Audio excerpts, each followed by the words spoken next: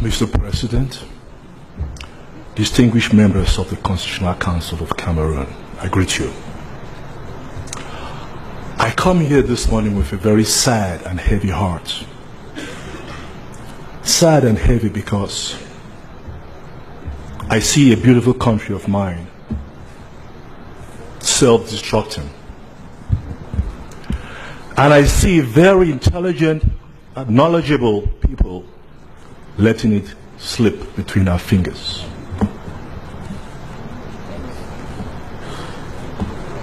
My name is Ikomingongi, Mbela Ikomingongi. I live in Boya, one of the centers of the devastation that this country is experiencing today. I have been a lawyer for 40 years. But in the few years that I have spent in Cameroon, I have seen more devastation than I ever imagined to see in my own country. I come here with a background that is almost unique to many lawyers in this country, because most of my work has consisted in rebuilding countries that have been devastated by war and conflict. In Cambodia, in Burundi, in Rwanda, in Congo Democratic Republic, I have worked in all those countries trying to rebuild destruction that was caused by neglect of attention to a people's needs. 20-something years after the conflict in Cambodia, people are still nursing the scars. In 1996 and 1995, I was in Burundi, investigating the devastation that resulted from the 1994 massacres. The people of Burundi have not yet recovered. The same in Rwanda. In this panel here, Mr. President and honorable members, you have a distinguished member who served in one of the courts that addressed the many problems that resulted from the problems in Rwanda. She can tell you her experiences and what she saw.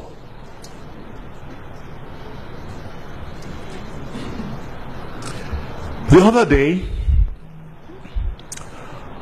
as I left Boya to come to Yaoundé for these sittings,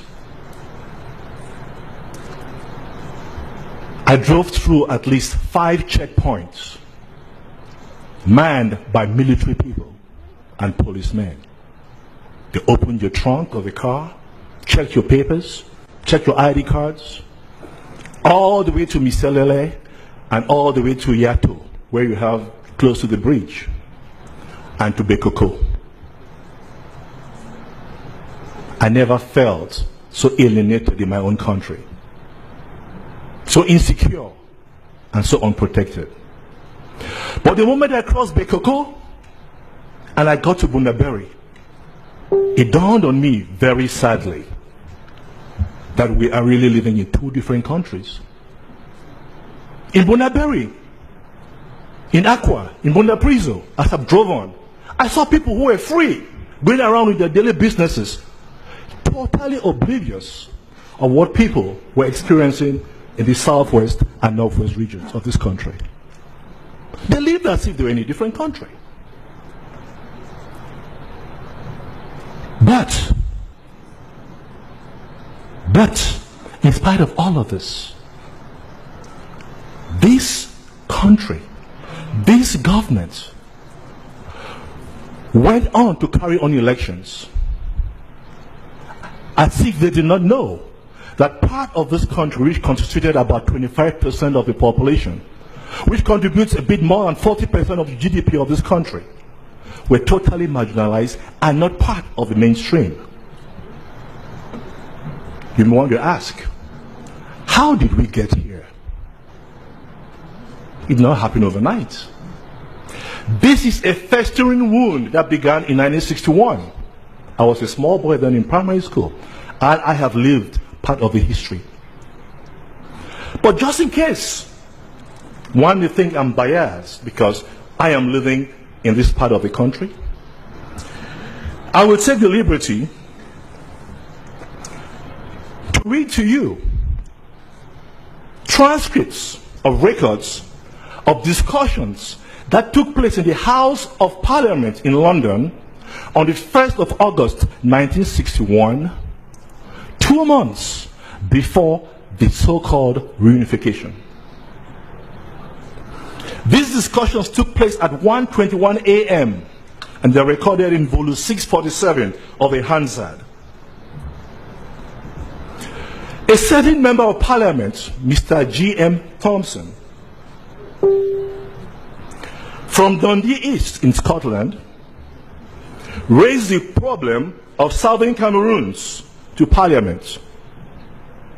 This is what he had to say, amongst many other things, recorded in a 17-page document. I will just read excerpts.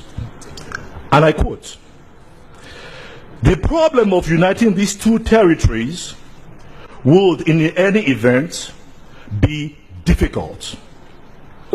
They are two territories of completely different cultures with different political systems. There are extremely complex problems in bringing these two countries together within one national state. So far as I can discover, no serious work has been done on joining these countries and getting down to the hard problem of bringing them together. So far, only a number of very general declarations have been made about the kind of framework that might be proposed.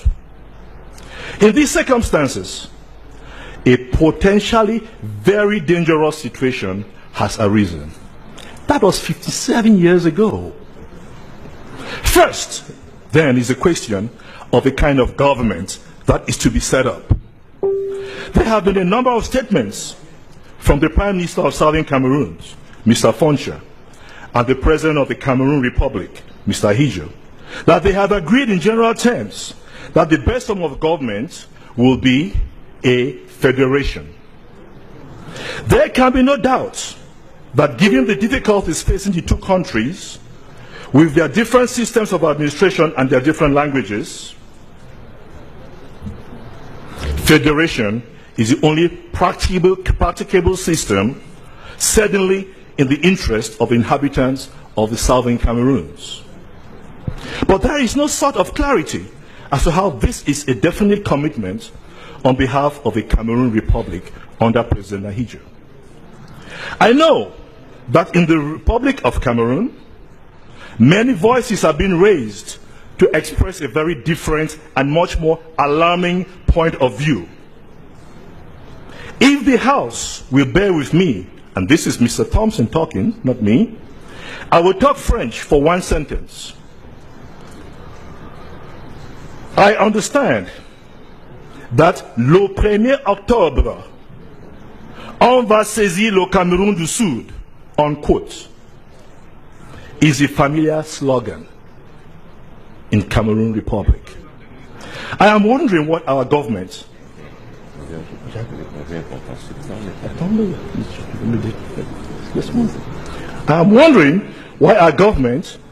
are doing to try to ensure that there is a firm agreement in black and white that there should be a proper federal system which will allow the two territories to work out their future.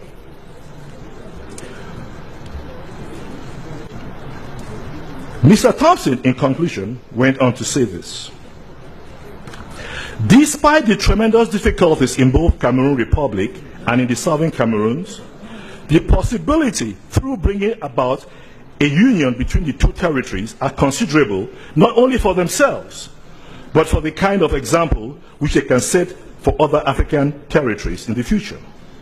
If it is possible to bring about a peaceful and progressive union between the French-speaking and English-speaking territories, the old arbitrary boundaries of the 19th century proconsuls will be wiped out and will get new countries established in Africa which will take better account of the feelings of African nationalism." Now, Mr. Thompson concludes, "This is a very late stage at which to try to do the right thing in Southern Cameroons. In a real sense, it is the 11th hour. But And it continues, I plead with the government that although they have neglected so many things, they should act even now before it is too late. That is the ominous warning of a man who did not even know us. How is that relevant to the issue before us today? It is very relevant. Because today, we come here in a desperate attempt, in the last and desperate attempt to try to save this country from self-destruction. The Anglophone crisis in the North and Southwest provinces or regions have the potential of destroying this country, of destroying the vivre ensemble and the unity that we so easily proclaim. Oh, but in case some of you may not see what I see, let me try to give you a face of this conflict. Just now, my colleague Boris Okongo talked about the difficulties in moving around during election day. On Saturday morning, I was with the DO of Boya in his office.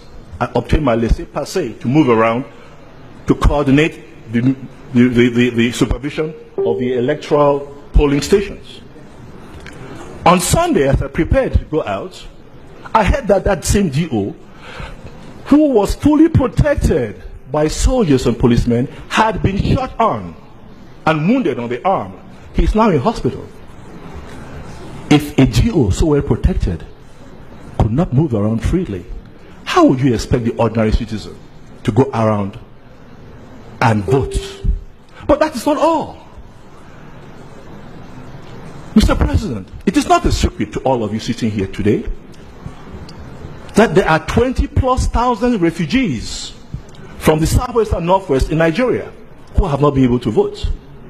It's not also a secret to you that there are more than 300,000 internally displaced people who have left the Northwest and Southwest regions and run over to Yaoundé and Douala and other places in fear for their lives. It is not also a secret that because of the terror these people face every day in the hands of the so-called Ambazonians and in the hands of the military and security forces who are supposed to protect us, people are afraid to go out of their homes. Let me give you a bit of face to this. Last week, a young man named Mbame Ekwa, who lives in Bova, a village in the outskirts of Boye town, was suspected by the Ambazonian boys of colluding with the government. He was given two options: to kill him or to cut his arm. He gave his arm, and his right arm was cut off. 3 weeks ago, a little girl, 20 years old, named Atemnem Bernice, who lives with the chief of Great Support, Chief Monano, was crushed viciously right by the Bokom petrol station in Great Support by an unmarked white pickup truck driven by policemen. And they went away. Nobody knows about what happened to that child and the family. A few months back, 4 boys were shot in Great Support. 3 of them were taken to be killed on the way to Ekona. On the way to Ekona, at the dumpster where the Highsacam drops their garbage, one of them spoke French and he was promptly released. The other 2 were shot and dumped in the dumpster. It's a boy who ran back to the village to tell the village where their brothers and sisters have been dumped. I could go on and on with this picture. But I may ask your indulgence for 1 minute, just to close your eyes and imagine that any one of these people were your brothers or sisters, your sons, your daughter, your friend. Just close your eyes for 1 minute and imagine that, and tell me if you will be in a position to go out and vote. Tell me, how did we get so insensitive that one part of our country is burning and we're here talking about votes, when the very, very existence of this country is at stake. When do we become so insensitive that the interest of one person being in power is more important than the interest of 20 million people? I would dare any of you to come back with me as I drive to the Southwest region, to come along with me without your police escorts and see the reality we live, to see the empty village of Moya, the empty village of Ekona, the town of Muyuka totally deserted, the empty village of Munyenge burned down. Come and see my 16, a bustling suburb of Boya, dead. Mutengene, a graveyard. Then come to Boya. Drive up to Moliko, you don't see anybody. Drive up to Bonduma. On the day of the polling, of the voting, there were 3 people who voted in the police station in Bonduma. 3. I'll not be surprised if you have records that show 3,000 voted. This is the picture I wanted you to see. Is it under these circumstances, Mr. President, distinguished members of this Constitutional Council, that you expected elections to take place in the Northwest and Southwest regions? Go to Ngembu and Batibo. Go to Beacon. Go to Ndop. You will not see people living in their homes anymore. One member of this Constitutional Council had his house burned down. His only crime was that he belongs to this council. He was appointed by the government. It has become a crime now on both sides of the conflict to be suspected as an Ambazonian or to be suspected as working with the government. In the middle of this conflict are hundreds of thousands and millions of innocent people who pay an unnecessary price for the neglect of our history, for the neglect and the attempt to obliterate our history. Our history is one which has not been respected for 57 years. You have, Your Excellencies, the opportunity to correct that history today.